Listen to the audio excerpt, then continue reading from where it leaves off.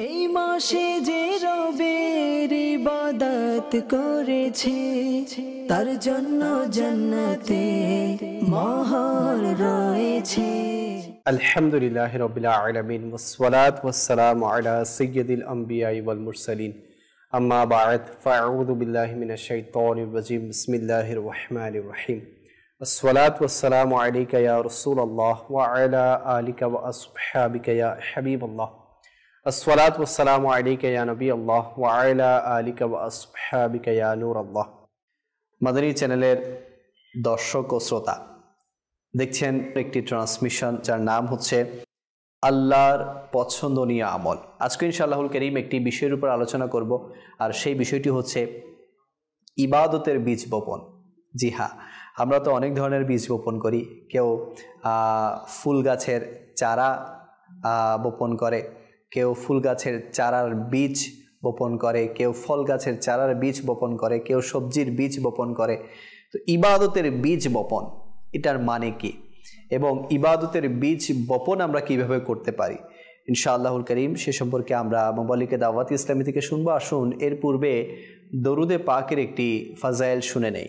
আমাদের প্রিয় নবী রসুল আরবি হুজুর পুন্নূর সাল্লাল্লাহু আলাইহি ওয়াসাল্লাম ইরশাদ করেন, যে ব্যক্তি সকালে 10 বার ও সন্ধ্যায় 10 বার আমার উপর দরুদ শরীফ পাঠ করবে, কাল কিয়ামতের দিন আমি তার জন্য সুপারিশ করব। সুবহানাল্লাহ। তো আমরা নিয়ত করি, যেহেতু রজব মাস চলমান, ইনশাআল্লাহুল কারীম আমরা বেশি থেকে বেশি পরিমাণে দরুদে পাক পড়ার চেষ্টা করব। সাল্লু আলাল হাবিব সাল্লাল্লাহু আলা মুহাম্মদ সাল্লাল্লাহু আলাইহি ওয়াসাল্লাম সালাতাও ওয়া সালামান আলাইকা সাইয়্যিদি ইয়া রাসূলুল্লাহ। দর্শকবৃন্দ, ইনশাআল্লাহুল কারীম ইবাদতের বীজ বপন নিয়ে আলোচনা হবে। আমাদের সাথে আছেন মুবাল্লিগে দাওয়াত ইসলামী নাসির মাদানী ভাই। কেমন আছেন হুজুর? আলহামদুলিল্লাহ, আপনি কেমন আছেন? আলহামদুলিল্লাহ ইয়া আলা কুল্লি হাল, মাশাআল্লাহ। এবং নাতখা হিসেবে আমাদের আসাদ ভাইও আছেন। আসুন দেরি না করে একটি কালাম শামিল করে এরপর ইনশাআল্লাহুল কারীম আমরা আজকের বিষয় নিয়ে আলোচনা করব। জি। صلوا على الحبيب صلى الله تعالى على محمد صلى الله عليه وسلم. صلي على رسولنا صلي على حبيبنا صلي على محمد صلي على شفيعنا صلي على كريمنا صلي على محمد. ہم بھی مدینے جائیں گے آج نہیں تو کل صحیح، ہم بھی مدینے جائیں گے آج نہیں تو کل صحیح، آقا ہمیں بلائیں گے پیارے آقا ہمیں بلائیں گے آج نہیں تو کل صحیح. صلی علی رسولنا صلی علی حبیبنا صلی علی محمد صلی علی شفیعنا صلی علی حبیبنا صلی علی محمد.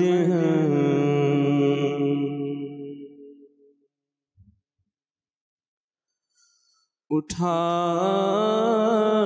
دو پردہ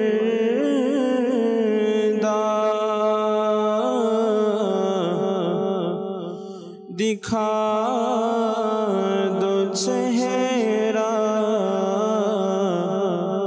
کہ نور باری حجاب میں ہے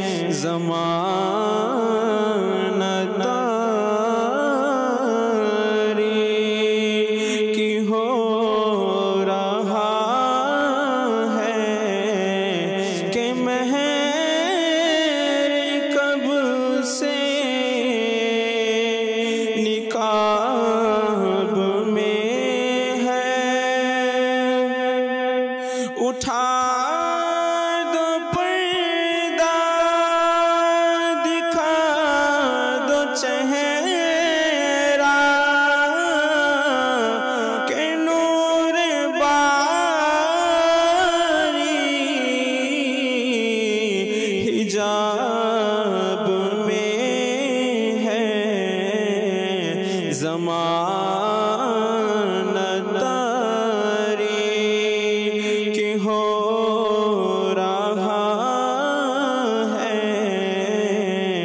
कि महर कब से निकाब में है। नहीं वो मीठी निगाह वाला खुदा की रहमत है जलवा फरमा। नहीं वो मीठी निगाह वाला खुदा की रहमत है जलवा फरमा। गज़ब से उनके खुदा बचाए, गज़ब से उनके खुदा बचाए। जलाल बारी इताब में है। उठा दो पर्दा, दिखा दो चेहरा के नूर बारी हिजाब में है।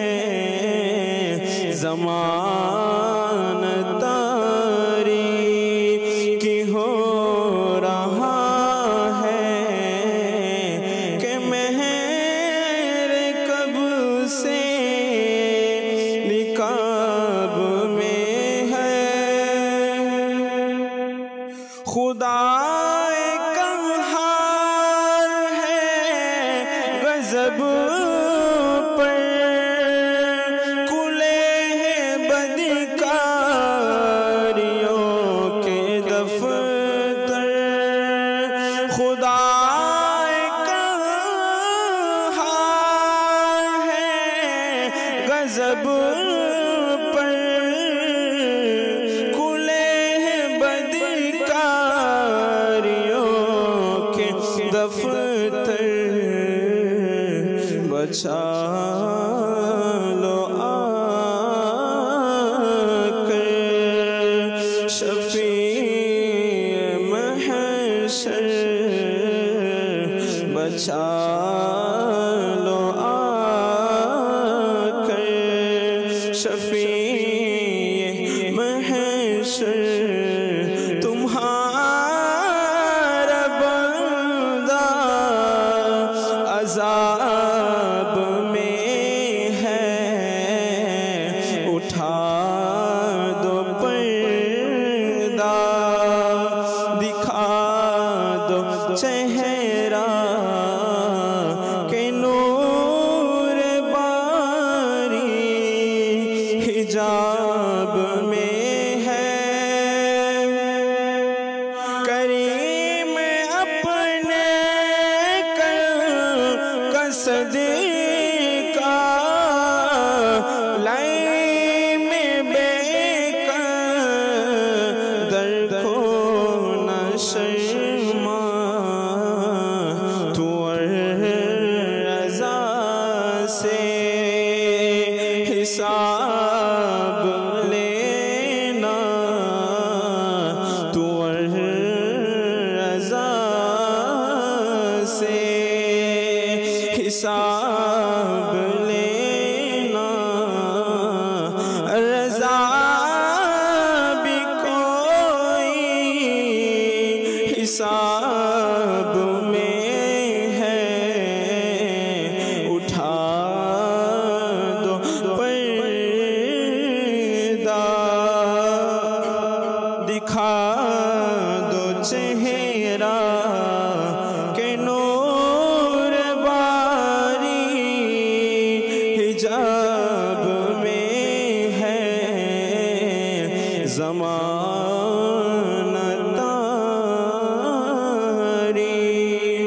की हो रहा है कि मेहर कब से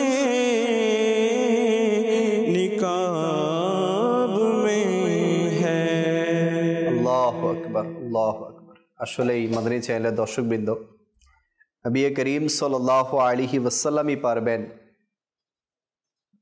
কিয়ামতের দিন শাফাআত করে উম্মতকে জান্নাতের দিকে নিয়ে যেতে। আর সেই নবীর শান মান যদি আমরা না বুঝি, সেই নবীর ইশক মহাব্বত যদি অন্তরে না রাখি, তাহলে আমরা কেমন উম্মত? হ্যাঁ, যে নবী শুধু উম্মতের কথাই চিন্তা করেছে, না নিজের ঘরের কথা, না নিজের পরিবার বর্গের কথা, না নিজের সাথীদের কথা, শুধু উম্মত আর উম্মত, উম্মত আর উম্মত, যেখানেই যেত শুধু উম্মত, যেখানেই যেত শুধু উম্মত। আর সেই উম্মত যদি নবীর শান মান না বুঝে, তাহলে ওই উম্মতের মতো দুর্ভাগা আর কেউ হতে পারে না। মনে রাখবেন, আমরা ইসলাম খুব সহজেই পেয়ে গেছি এবং আমার নবী করিম সাল্লাল্লাহু আলাইহি ওয়াসাল্লাম খুব সহজভাবে আমাদেরকে দিয়ে গেছে।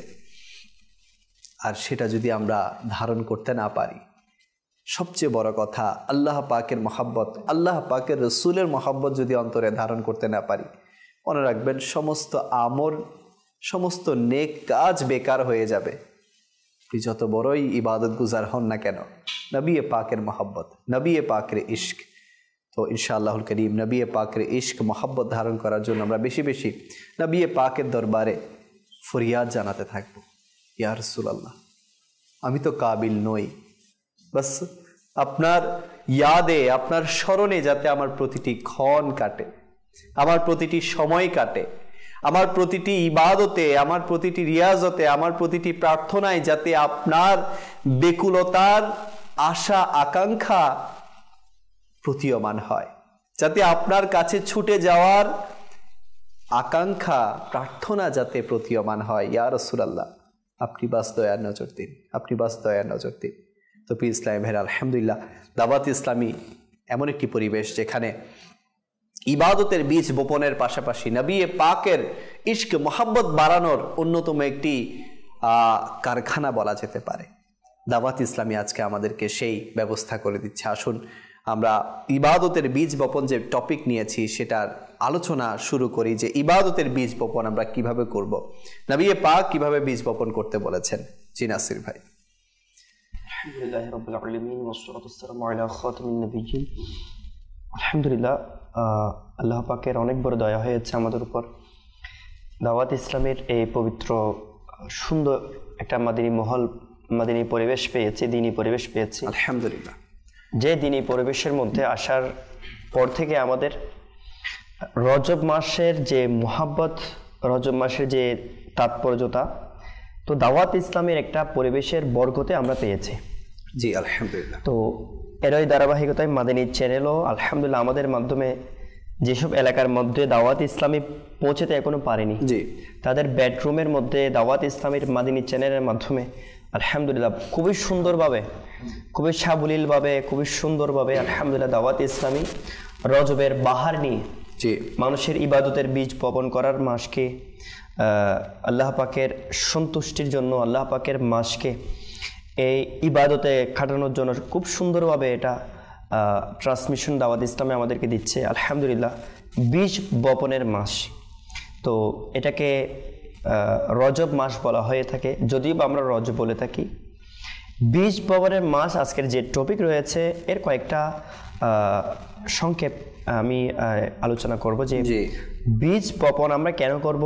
বীজ বপন যদি কেউ না করতো, আজকে দিনের বেলা যে আমি বা আজকে সারাদিনে যে আমি খাবার খেয়েছি, এই খাবারটা আমি খেতে পারতাম না। বা দর্শকবৃন্দ যারা শুনছেন তাদেরও প্রশ্ন করব, আজকে যে আমি ভাত খেয়েছি অথবা যে রুটি খেয়েছি, এই ভাত খাওয়ার পূর্বে অনেক লম্বা লেন্থ প্রসেসিংয়ের পূর্বে প্রথম কোনো কৃষক কোনো জমিনের মধ্যে ওই একটা চারা রোপণ করেছিল, ওই চারা থেকে ধান হয়েছিল, ধান থেকে বাজারে আসছে, এরপর প্রসেসিংয়ের পরে বাজারের মাধ্যমে আমরা খাবার ভাত আমরা খেতে পেরেছি, অথবা রুটি বলেন বা অন্য কোনো নাস্তা বলেন, যা কিছু হয় তা কোনো ময়দার মাধ্যমে হয়ে থাকে অথবা আটার মাধ্যমে অথবা কোনো অন্য প্রসেসিং, সবগুলোর মূল হচ্ছে আল্লাহ পাকের জমিন থেকে এটা উৎপন্ন হয়ে থাকে। তো এগুলো কেউ না কেউ বপন করার কারণে আজকে আমরা সারাদিনে খাবার খেয়ে আমরা আজকে ক্ষুধাকে নিবারণ করেছি। কিয়ামতের দিন এমন দিন হবে যেদিন না কারো আল্লাহ পাকের অনুমতি ব্যতীত না কারো সুপারিশ গ্রহণ হবে, না কারো কেউ পরিচিত হবে, না কেউ কাউকে একটা নেকি দিতে বাধ্য হবে। অর্থাৎ এমন অবস্থা হবে যার নাম কিয়ামত হবে, কেউ কারো পরিচয়, মানে এমন অবস্থা একজন ইয়াউমা ইয়াফিরুল মারউ, একজন একজনের কাছ থেকে পালাতে থাকবে, নিজের ভাই কাছ থেকে, নিজের ছেলে মার কাছ থেকে, একজন একজনের কাছ থেকে পালাতে থাকবে। এরকম কঠিন পরিস্থিতির মধ্যে তো বীজ বপনের মাস, ইবাদতের বীজ বপনের মাস, যে বীজ বপন না করলে আমরা খাবার আজকে খেতে পারতাম না, তো ওই বীজ বপনের মাসটা ওই দিন কাজে আসবে যেদিন মা আপন হবে না, নিজের স্ত্রী আপন হবে না, নিজের সন্তান আপন হবে না, বন্ধু আপন হবে না, সবাই রেখে চলে যাবে কবরে অথবা কিয়ামতের দিন।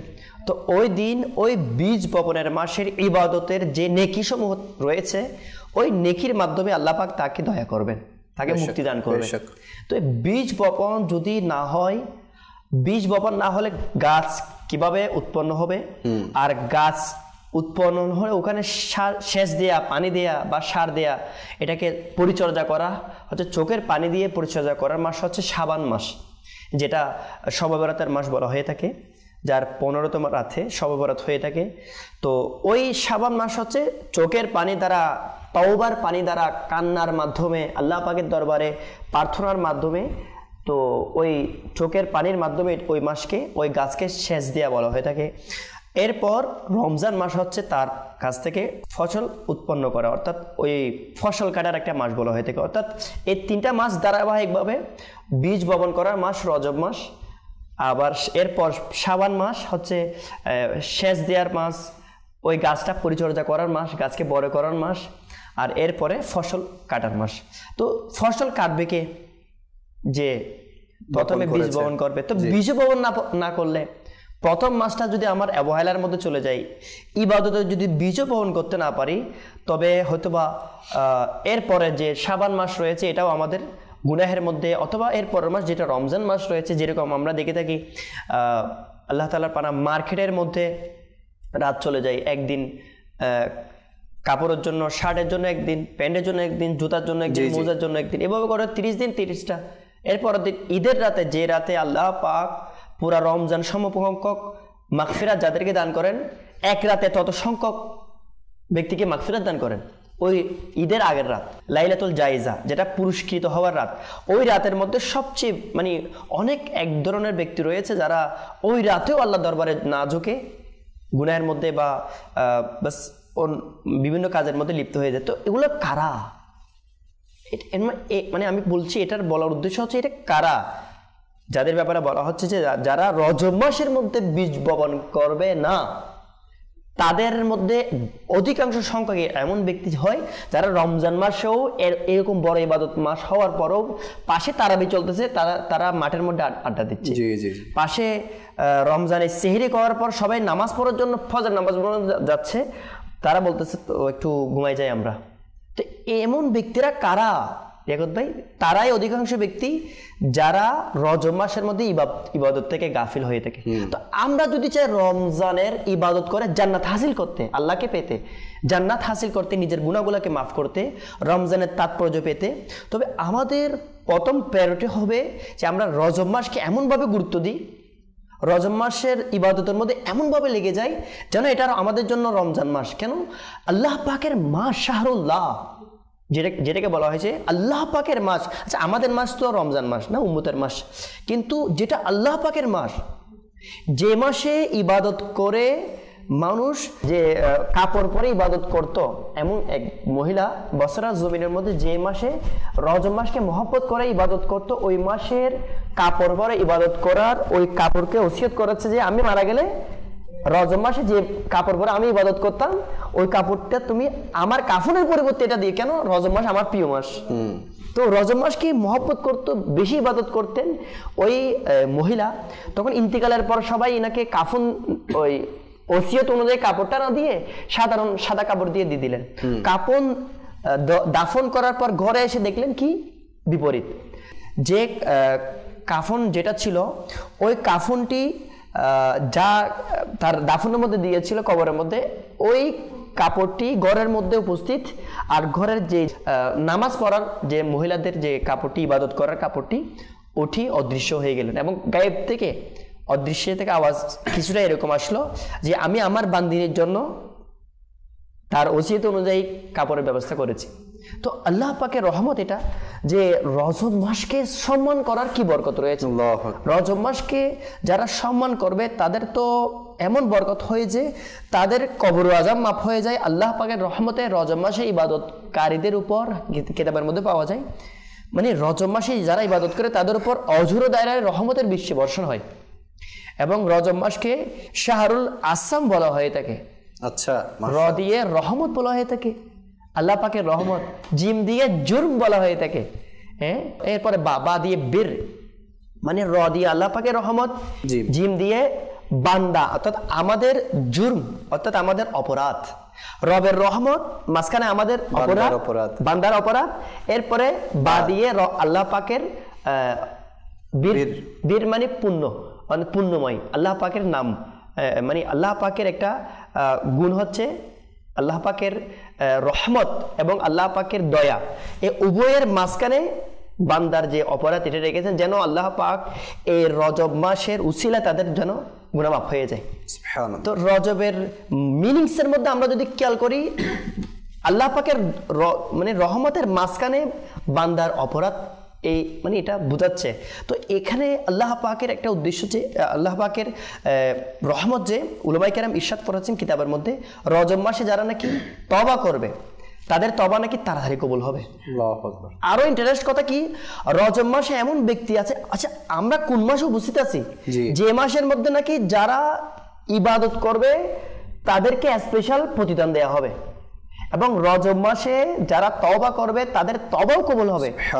একদিন এক অমুসলিম ব্যক্তি রজবের সম্মান করে ঈমান কিভাবে না অর্জন হলো, যে সবাই বলা বলি করতে রইল, মানে চাঁদ দেখার, আর এরা দুইজন একটা গুনাহের কাজে লিপ্ত হচ্ছিল।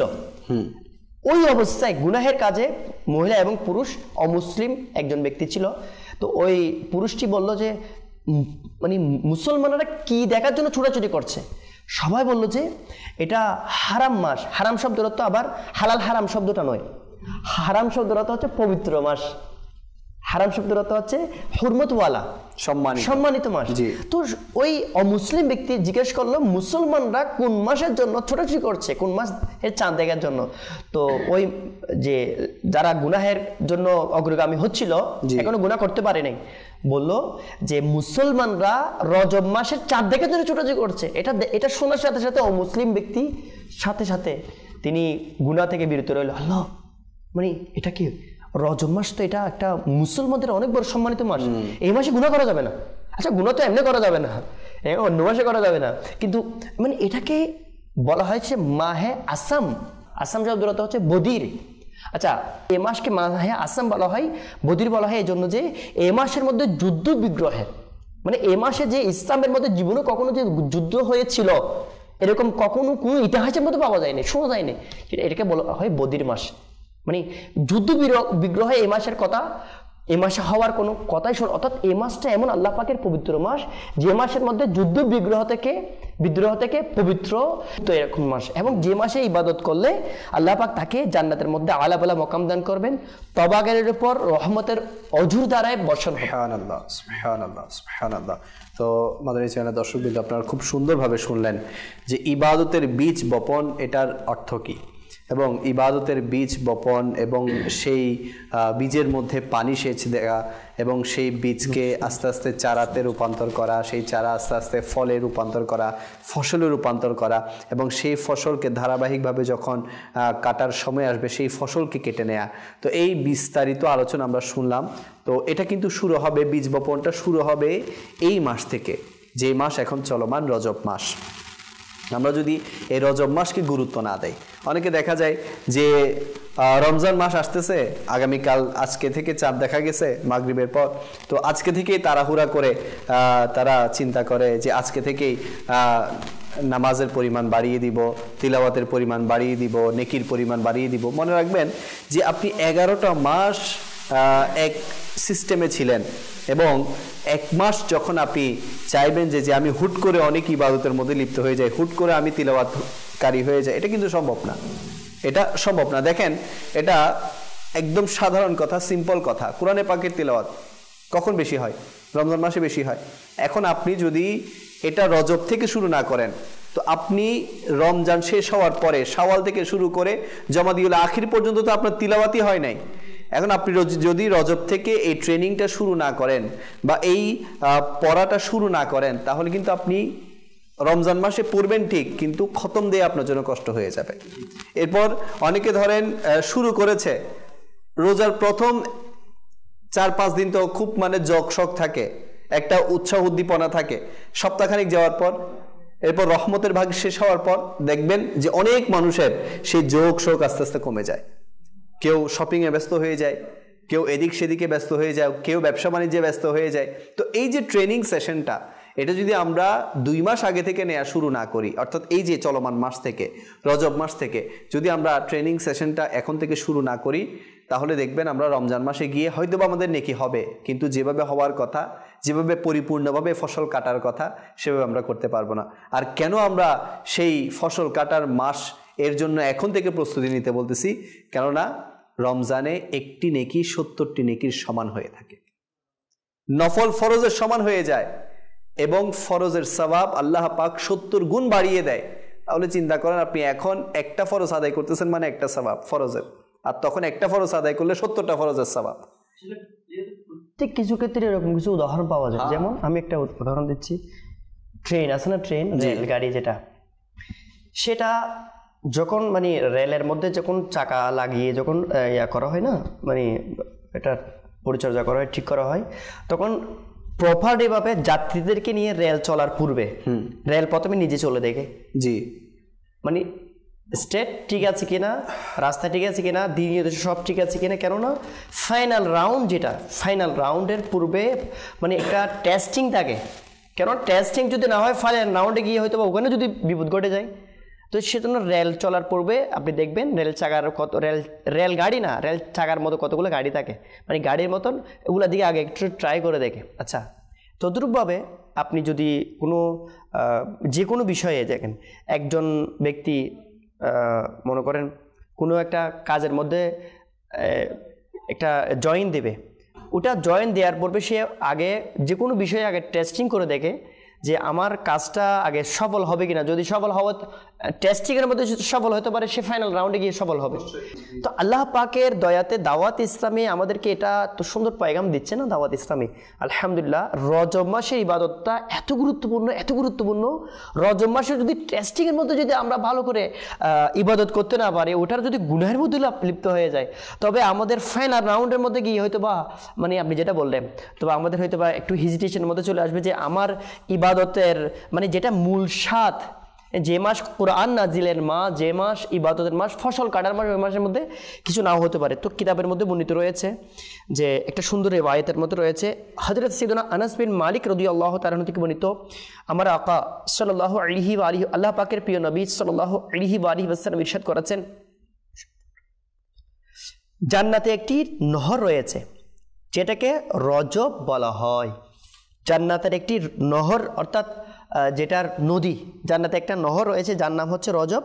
সেটার পানি দুধের চেয়ে অধিক সাদা আর মধুর চেয়ে অধিক বেশি মিষ্টি। যে কেউ রজব মাসের একটি রোজা রাখবে, আল্লাহ পাক তাকে এই নহর থেকে পানি পান করাবে। সুবহানাল্লাহ, কেমন বড় ফজিলতের কথা না? কিতাবের মধ্যে বর্ণিত রয়েছে, তাবিঈ বুজুর্গ হযরত সাইয়েদনা আবু কিলাবা রাহমাতুল্লাহি আলাইহি বলেছেন, রজব মাসের রোজাদারদের জন্য জান্নাতে একটি মহল রয়েছে।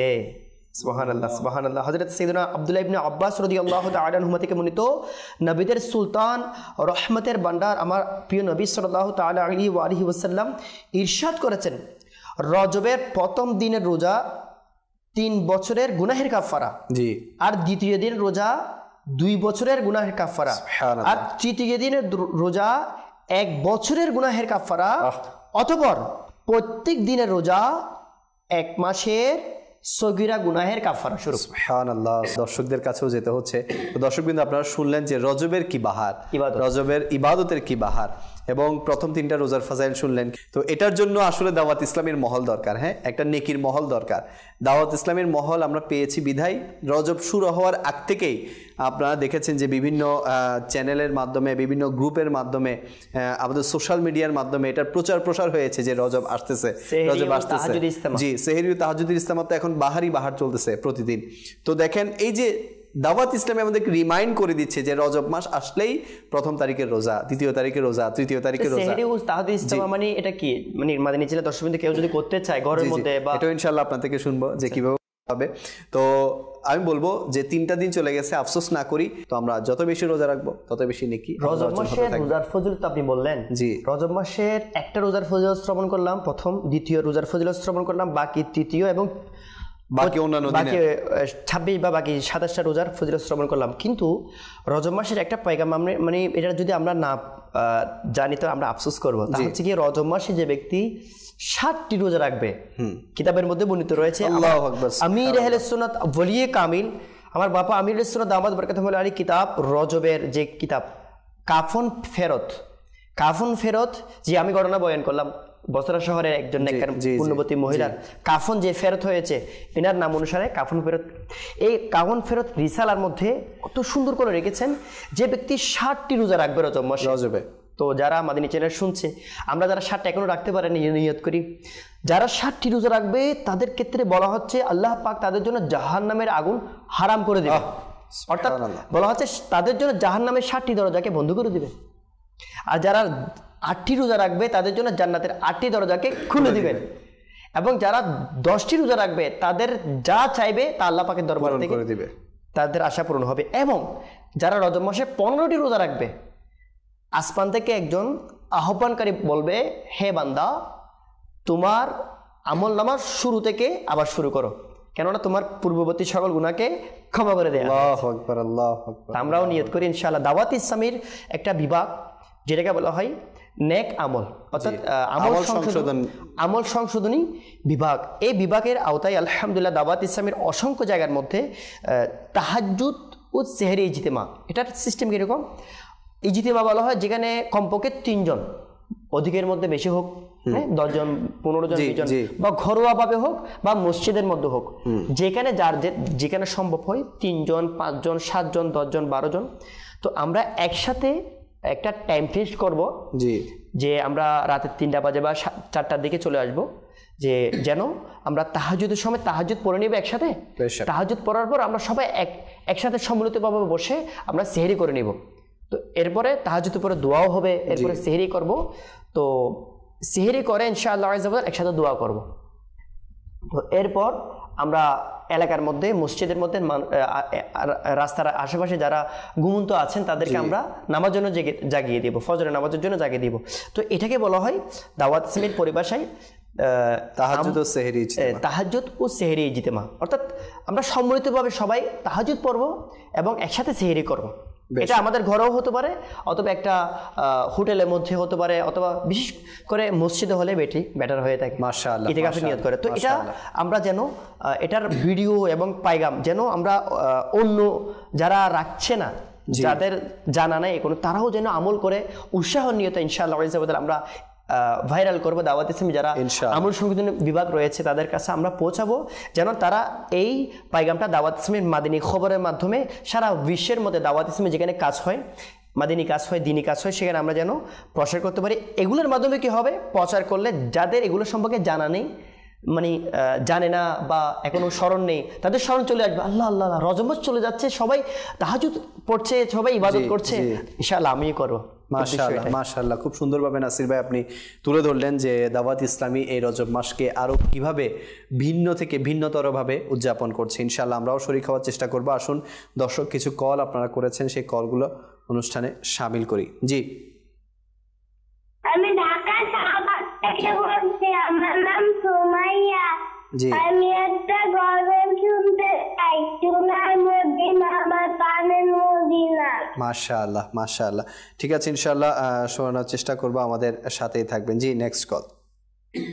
জয়পুরহাট জেলা মোহাম্মদ রায়হান চ্যানেলে তো দেখতেছি অনুষ্ঠানটা খুবই সুন্দর, এখানে শিক্ষণীয় বিষয় আছে।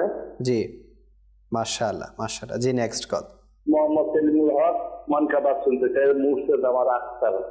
আচ্ছা মাশাআল্লাহ। জি নেক্সট কল। সিরাজগঞ্জ থেকে বলছি, আমার নাম কামরুজ্জামান। আমি এই অনুষ্ঠান দেখছি এখন, খুব ভালো লাগছে, কত সুন্দর তাদের এই অনুষ্ঠান। আমাদের শুনতে পারে, আল্লাহ আমাদেরকে নসিব করে দাও। মাদানী চ্যানেলকে আল্লাহকে দোয়া করি, আল্লাহ আমাদেরকে এই চ্যানেল যেন চিরদিন দেখতে পারি। আমিন আমিন আমিন। জি নেক্সট কল। মুসা নাটক শুনতে চাই, চোখের তারা নামে মোহাম্মদ। আচ্ছা, এখন তো প্রায় সময় একেবারেই শেষের দিকে, আমরা কোনো নাদ বা কালাম নিতে পারছি না। এরপরও আপনাদের মন খুশি করার নিয়তে আমি মানকাবাত শামিল করব কয়েক আশার। জি হুজুর। পেয়েছি আমি আতারে বদৌলত, পরিবর্তন হয়েছে কিসমত। আতারে বদৌলত পেয়েছি আমি ইজ্জত, আতারে বদৌলত পরিবর্তন হয়েছে কিসমত। আতারে বদৌলত মাথায় সদাই মামা, নূরেতে ভরপুর দাড়ি, মাথায় সদাই মামা, নূরেতে ভরপুর দাড়ি। জিন্দা হয়েছে সুন্নাত আতারের বদৌলত, জিন্দা হয়েছে সুন্নাত আতারের বদৌলত পেয়েছি আমি ইজ্জত। আতারের বদৌলত পরিবর্তন হয়েছে কিসমত। আতারের বদৌলত দিওয়ানা বানা মৌলা, সব দুঃখ মুছে দাও মৌলা। পূর্ণ হোক আমার হাজাত আতারের বদৌলত, দিওয়ানা বানা মৌলা, সব দুঃখ মুছে দাও মৌলা। পূর্ণ হোক আমার হাজাত আতারের বদৌলত পেয়েছি আমি ইজ্জত। আতারের বদৌলত পরিবর্তন হয়েছে কিসমত। আতারের বদৌলত পেয়েছি আমি ইজ্জত। আতারের বদৌলত পরিবর্তন হয়েছে কিসমত। আতারের বদৌলত। আল্লাহ মাশাআল্লাহ, আসলে আত্তারের বদৌলতে আজকে আমরা রজবের ফাজাইল, শাবানের ফাজাইল, রমজানের ফাজাইল শুনছি এবং অন্তরের মধ্যে উৎসাহ উদ্দীপনা সৃষ্টি হচ্ছে যে আমরাও রজবের রোজা রাখবো, রজবে ইবাদত করব, শাবানে বেশি বেশি নেক কাজ করব। আল্লাহ করিম আত্তারের ছায়া আমাদের উপর দায়েম ও কায়েম রাখুক। দেখছেন অনুষ্ঠান আল্লাহর পছন্দনীয় আমল, অনুষ্ঠানের বিষয় নিয়েছি ইবাদতের বীজ বপন, অনেকটুকু আলোচনা শুনেছি, আরও শুনবো রজবের ফাজাইলের ব্যাপারে। জি হুজুর। আল্লাহ পাক আমাদেরকে রজব মাসকে তাজিম করার, সম্মান করার তৌফিক নসিব করুন। আমিন। শুনলাম রজব মাসকে তাজিম করার কারণে, সম্মান করার কারণে অমুসলিমদের যদি মানে কলমা পরে ইমান যদি নসিব হয়ে যায়, জি জি, গুনাহ থেকে বেঁচে কলমা পরে ইমান নসিব হয়ে যাচ্ছে, আমরা সবাই আলহামদুলিল্লাহ মুসলমান। বেশক। তো আমাদের যদি রজব মাসের একটা তাৎপর্য, মোহাব্বত, উলফত এর একটা আহমিয়ত যে ইম্পর্টেন্ট, যদি আমাদের অন্তরের মধ্যে যদি আল্লাহ পাকের রহমতে যদি চলে আসে না, তো রজব মাসের ইবাদত যদি আমরা এখন বসে যদি নিয়ত করি যে ইনশাআল্লাহ আমরা 7টা রোজা রাখবো, 7টা জাহান্নামের দরজা বন্ধ হয়ে যাবে, 8টা রোজা রাখবো ইনশাআল্লাহ 8টা জান্নাতের দরজা খুলে যাবে, ইনশাআল্লাহ 10টা রোজা রাখবো অন্তরের আশা পূরণ হবে। আচ্ছা, অন্তরের আশা কার কার? না, সবার আছে। মদিনা পাকে যাওয়ার আশা আছে না? নিয়ত করি না ইনশাআল্লাহ 10টা রোজা রাখি, হয়তো বা এটার ওসিলে হয়ে যাবে আল্লাহ পাক। আচ্ছা, 15টা রোজা রাখলে আল্লাহ পাকের রহমতে গুনাহ মাফ। তো এভাবে রজব মাসের যে বাহার শুধু রোজা দিয়ে নয়, শুধু ইবাদত, তওবা, মানে রিয়াজত, তাহাজ্জুদের নামাজ, এর সাথে সাথে এমন একটা আমল আছে যে আমলটার ফজিলতটা হাদিস পাকে তো অনেক রয়েছে, কিন্তু রজব মাসে স্পেশাল বয়ান হয়েছে। এই হাদিস শরীফটা আমি আপনাদের সামনে বয়ান করতে যাচ্ছি যে আমার প্রিয় নবী সাল্লাল্লাহু আলাইহি ওয়াসাল্লামের পবিত্র হাদিসে পাক, কত সুন্দর হাদিসে পাক, যে রজব মাসের যারা আল্লাহ পাকের রহমতে মুসলমানের পেরেশানিকে দূর করে, রজব মাসের মুসলমানের যারা পেরেশানিকে দূর করে, সমস্যাকে দূর করে, তাদের বিষয়ে কিতাবের মধ্যে রয়েছে গুনিয়াতুত তালিবিন এর প্রথম খণ্ড 324 পৃষ্ঠার মধ্যে হযরত সাইয়েদনা আব্দুল্লাহ ইবনে জুবাইর রাদিয়াল্লাহু তাআলা আনহু বলেছেন যে রজব মাসে কোনো মুসলমানের সমস্যা দূর করবে, তবে আল্লাহ পাক তাকে জান্নাতে এমন একটি মহল, রাজপ্রাসাদ দান করবেন যা দৃষ্টি সীমা পর্যন্ত প্রশস্ত থাকবে। সুবহানাল্লাহ। তোমরা রজবকে সম্মান করো, আল্লাহ তাআলা তোমাদেরকে 1000 কারামত, অদৃশ্য সম্মান, অদৃশ্য ক্ষমতার মাধ্যমে তোমাদেরকে সম্মান দান করবে। সুবহানাল্লাহ। তো রজব মাসের মুসলমানের পেরেশানি দূর করার কি ফজিলত আমরা শ্রবণ করলাম না? তো এই বিষয়টা যদি আমরা একটু খেয়াল করি, রজব মাসের মুসলমানের পেরেশানি, আজকে যেদিকে দেখবেন না লিয়াকত ভাই, মুসলমান পেরেশানির মধ্যে ভুক্ত, হয়তোবা কেউ কর্জের মধ্যে মানে ডুবে যাচ্ছে, হয়তোবা কেউ উপযুক্ত যে মানে পারিশ্রমিক সে পাচ্ছে না, পরিশ্রম করছে তাকে পারিশ্রম দেওয়া হচ্ছে না, তার সহযোগী এমন কেউ না যে তার পক্ষে হয়ে সাক্ষ্য দিবে, তার পক্ষে হয়ে দাঁড়াবে, এমন ব্যক্তি নির্যাতিত, নিপীড়িত, নিগৃহীত সমাজের মধ্যে বেড়ে যাচ্ছে এমন ব্যক্তি। তো এদেরকে দেখার একটা সুযোগ হচ্ছে রজব মাস। ইসলাম নিশ্চয় দিন ইসলাম এটা পরিপূর্ণ জীবন ব্যবস্থা। তো এই জীবন ব্যবস্থার মধ্যে আল্লাহ পাক ইরশাদ করেছেন উদখুলু ফিস-সিলমি কাফা, মানে কোরআন কারীমের মধ্যে ইরশাদ হচ্ছে যে তোমরা মুসলমান ইসলামের মধ্যে পরিপূর্ণভাবে দাখিল হয়ে যাও। তো ইসলামের পরিপূর্ণতার মধ্যে একটা অংশ কি? মুসলমানের পেরেশানিকে দূর করা। কিতাবের মধ্যে বর্ণিত পাওয়া যায়, মিষ্ট ভাষা এই রিসালার মধ্যে কিতাবের মধ্যে বর্ণিত রয়েছে, যে ব্যক্তি কোনো মুসলমানের পেরেশানিকে দূর করার জন্য কদমকে উঠাবে, মানে তার কাছে পৌঁছবে তো দূরের কথা, লিয়াকত ভাই ঘর থেকে বের হওয়ার নিয়তে বের হয়েছে যে আমি মুসলমান ভাইয়ের পেরেশানিকে দূর করব। আহা, কতজন ব্যক্তি মানে মেডিকেল হসপিটালে আছে, তার পেমেন্ট করার জন্য তার কাছে টাকা নেই, ঘরের মধ্যে কান্না করছে বাচ্চা, তাকে ডাক্তার ভালো ডাক্তার দেখার জন্য টাকা নেই, মানে 100-200 টাকা দিয়ে ওষুধ এমনি ওষুধ খাওয়াচ্ছে, এটার কারণে রোগ আরও বেড়ে যাচ্ছে। কিন্তু তার কাছে এত সামর্থ্য নেই যে তাকে মেডিকেলে ভালো একটা ক্লিনিকে দেখাবে। কিন্তু আমার সামর্থ্য কি? আমার 1,00,000 টাকা আমি বিয়ের মধ্যে, আমার ছেলের বিয়ের মধ্যে, আমার বোনের বিয়ের মধ্যে, আমার মেয়ে মানে অযথা খরচ করছি, ভালো ভালো আমরা খাবার আয়োজন করে এগুলো অপচয় করছি বিভিন্নভাবে, যেটা চাই সেটাতে করতে হবে, কিন্তু অযথা যে বিষয়টা আমি এদিকে খেয়াল করছি। তো অযথা বিষয়গুলো আমরা যদি একটু আমাদের মধ্যে যদি সংযম করে, তবে আমরা আমাদের সমাজের মধ্যে, প্রতিবেশীর মধ্যে, আমাদের এলাকার মধ্যে, বাস আমাদের পরিচিতের মধ্যে, বিল খুসুস আমাদের আত্মীয় স্বজনের মধ্যে যারা মানে এরকম নিপীড়িত রয়েছে, যাদের সমস্যা জড়িত, আচ্ছা তাদের একটু মুখের এমন মানে শরমের কারণে বলতে তারা পারে না, কাউকে খুঁজতে পারে না, এমন ব্যক্তি আছে মধ্যবিত্তের মধ্যে, মানে অভাবের মধ্যে আছে, যারা বেশি দারিদ্র তারা তো বুঝতে পারে, অনেকে খুঁজে ফেলে, কিন্তু যারা মধ্যবিত্ত হঠাৎ করে যাদের লো হয়ে যায় ব্যবসায় বা চাকরি, তো তাদের বাচ্চা অসুস্থ হলে, তাদের পেরেশানি হলে কেউ মানে, তো মানুষ মনে করে সে ভালো, তার ঘরের মধ্যে অনেক সেটেল দেখা যাচ্ছে, বিল্ডিং দেখা যাচ্ছে, কিন্তু তার ঘরে কি অবস্থা। তো এটা আমাদের উচিত, আমাদের মানে ভাই যেন তার বোনের অবস্থা জিজ্ঞেস করে, বোন যেন ভাইয়ের অবস্থা জিজ্ঞেস করে, এটার নাম ইসলাম। কিতাবের মধ্যে বর্ণিত রয়েছে যে ব্যক্তি কোনো মুসলমানের পেরেশানি দূর করার জন্য পাকে উঠাবে, তার প্রত্যেকটা পা কদম উঠার বিনিময়ে আল্লাহ পাক তাকে 70,000 ফেরেশতার মাধ্যমে রহমত বর্ষণ করে, তার প্রত্যেকটা কদম উঠার বিনিময়ে এক একটা নেকি লেখা হয়, প্রত্যেকটা কদম রাখার বিনিময়ে এক একটা গুনাহ মাফ হয়ে যায়। এবং সে যখন তার মুসলমান ভাইয়ের পেরেশানিকে দূর করে যখন ফিরে আসে তখন তার কোনো গুনাহ বাকি থাকে না, তার সকল গুনাহ মাফ হয়ে যায়।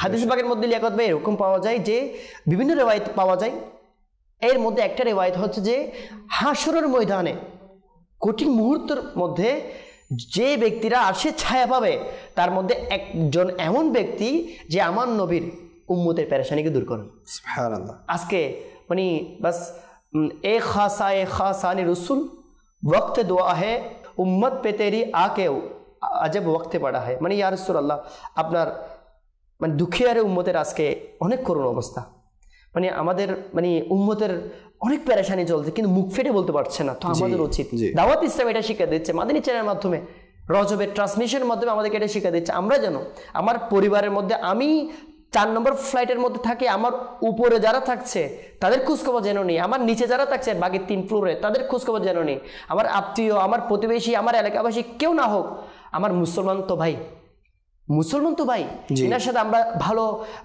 ভালো করে জিজ্ঞেস করি, শুধু কেমন আছে জিজ্ঞেস করতে ভালো বলবে, কেমন ঘরের খাবার কি দেখিয়েছেন, কোনো সমস্যা হচ্ছে কিনা, এমন না আচ্ছা জরুরত হলে আমাকে বলিও, টাকা পয়সা লাগলে আমাকে বলিও, না না না, আমার আমিরের সুন্নাত আমাদেরকে তরবিয়ত দিয়েছেন মাদিনী মুজাকারের মাধ্যমে, আমরা যেন এমন না বলি যে ভাই আপনার টাকা পয়সা লাগলে আমার সাথে যোগাযোগ করিয়ে, না না না, এমন মুখ শরমে মানুষ বলে না। আপনার প্রয়োজন জান্নাত, আপনার প্রয়োজন আল্লাহ পাকের সন্তুষ্টি, আপনি কি করবেন একটা লিফাফার মধ্যে খামের মধ্যে টাকা দিয়ে এনার ঘরের দরজার নিচে দিয়ে চলে আসবেন, অথবা এনার সামনে দিয়ে চলে আসবেন, জিজ্ঞেস করবেন না লাগলে আমার সাথে যোগাযোগ করে। এটা একটা মানে একটা হীনমন্যতা চলে আসবে, একটা শরম লাগবে, লজ্জা লাগবে যে তার কাছে টাকা খুঁজবো, আমি হাত পাতবো, না না, এটা মানে এটা সুন্দর নয়। সুন্দর এটা সিস্টেম যে আমার জান্নাত প্রয়োজন, আল্লাহ পাকের সন্তুষ্ট প্রয়োজন, আমার নবীর উম্মতের পেরেশানি আমি দূর করব, আল্লাহ পাক রজব মাসে যারা মুসলমানের পেরেশানি দূর করে তাদের জন্য জান্নাতের মধ্যে আলিশান মহল দান করবে। মাশাআল্লাহ, আল্লাহ পাক আমাদের সবাইকে আমল করার তৌফিক দান করুন। আমিন আমিন আমিন। তো রজব সম্পর্কে আপনারা আরো বিস্তারিত জানার জন্য যে একটা রিসালার নাম বলেছে কাফন ফেরত, এটা আপনারা সংগ্রহ করে অধ্যয়ন করতে পারবেন। এরপর শাবানের ফাজাইল যদি জানতে চান তাহলে প্রিয় নবীর মাস, সেই রিসালাটা আপনারা পড়তে পারেন। রমজান সম্পর্কে জানতে হলে তো আমাদের মাশাআল্লাহ ফাইজানের রমজান কিতাব আছেই। তো আপনারা এখন থেকে এই সকল কিতাবগুলো পড়ে নিজের মধ্যে যে ইবাদতের বীজ বপনের একটা উৎসাহ উদ্দীপনা সেটা সৃষ্টি করার চেষ্টা করুন। এবং মাদানী চ্যানেল তো আছেই, দাওয়াত ইসলামের মহল তো আছেই, আপনারা এগুলোর সাথে এঙ্গেজ হয়ে যান, ইনশাআল্লাহুল কারীম দেখবেন আপনার মধ্যে অটোমেটিক ইবাদতের বীজ বপন করার একটা মন মানসিকতা সৃষ্টি হবে। আল্লাহ পাক আমরা যা কিছু শুনেছি এর উপর ভরপুর আমল করার এবং অপরকে পৌঁছে দেওয়ার সেই তৌফিক দান করুক। আজকে এতটুকুই, ইনশাআল্লাহুল কারীম পরবর্তী অন্য একটি বিষয় নিয়ে আপনাদের সামনে হাজির হওয়ার চেষ্টা করব। আপনাদের সুস্থতা কামনা করে এখানে শেষ করছি। সল্লু আলাল হাবিব সাল্লাল্লাহু আলা মুহাম্মদ সাল্লাল্লাহু আলাইহি ওয়াসাল্লাম। এই মাসে যে রবের ইবাদত করেছে তার জন্য জান্নাতে মহর রয়েছে।